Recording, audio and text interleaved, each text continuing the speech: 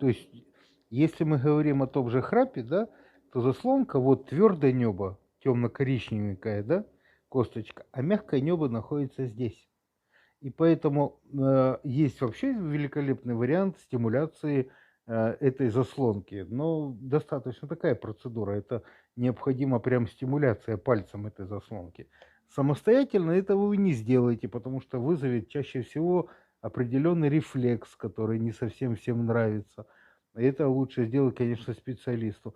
Но мы можем снять напряжение, если вот эту косточку, которая вот находится вот здесь, вот она, внутри вот там он беленькая, да, мы захватываем вот с этих двух сторон и приподнимаем. О, получается почти то же самое, только ваш череп остается на месте, да? Вот так. Так что приходите к специалистам, пускай они вам с вами поработают.